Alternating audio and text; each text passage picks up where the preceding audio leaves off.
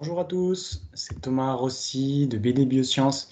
Je m'apprête à vous faire une petite présentation de ce qu'est le single cell multiomique chez BD. Alors tout d'abord, le single cell multiomique, pourquoi? Et qu'est-ce que c'est? Alors ça consiste en fait à adopter une approche de ce qu'est, enfin de la cellule sous plusieurs angles. Un premier angle qui va être proposé par les solutions BD Biosciences, c'est une approche phénotypique, où on va être capable de détecter et de mesurer l'expression de marqueurs de surface, plus d'une centaine en fait, parce qu'on va utiliser une technique différente des méthodes traditionnelles avec un fluorochrome et des lasers, qui vont nous permettre du coup d'avoir un phénotypage complet des cellules en question, des cellules qui nous intéressent. Dans le même temps, on va être capable également de proposer une analyse du transcriptome de la cellule, qui va du coup mesurer l'expression génique donc de la cellule dans son ensemble, Whole Transcriptome Approach, WTA, ou bien sur un panel de gènes déterminé à l'avance, qui va du coup être mesuré cellule par cellule. L'ensemble de l'approche est réalisé à l'échelon de la cellule unique, ce qui nous permet en fait de ne pas conclure sur des moyennes extraites de l'analyse d'un échantillon complet, mais bien d'avoir des datas par cellule qui permettent d'avoir une énorme résolution et une quantité de data supérieure pour permettre d'aller plus loin ou plus profond dans les analyses qui sont réalisées. Comment est-ce qu'on va adopter une approche single cell multiomique?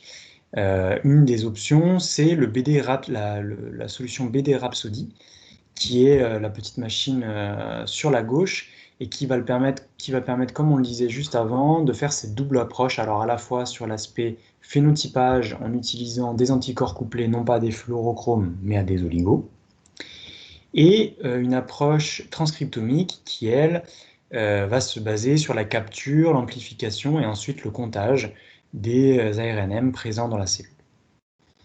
L'ensemble de ces datas vont être manipulés, gérés par des logiciels de bioinformatique et un logiciel proposé par la société Flojo, qui est maintenant une partie de BD, qui s'appelle SeedGeek. Ce logiciel est structuré un petit peu comme Flojo, il va permettre justement de manipuler ces datas de manière relativement intuitive et d'arriver à des datas de ce type-là qui vont permettre qui vont être interprétées à ce stade et vont permettre de tirer des conclusions. On peut imaginer que ces datas pourront servir derrière pour améliorer finalement les pratiques en cytométrie en flux, puisque on aura tendance à revenir vers des modes d'analyse plus traditionnels comme la cytométrie en flux par exemple. Le BD Rhapsody, alors qu'est-ce que ça va permettre de faire? On a vu quelques applications et l'idée ici c'est de vous présenter peut-être un spectre un petit peu plus large. On est capable de travailler sur des tissus, on est capable de travailler sur des cellules, donc des suspensions, on est capable aussi de travailler sur des noyaux. Et sur tous ces différents types d'échantillons, on va être capable de réaliser un certain nombre de tests.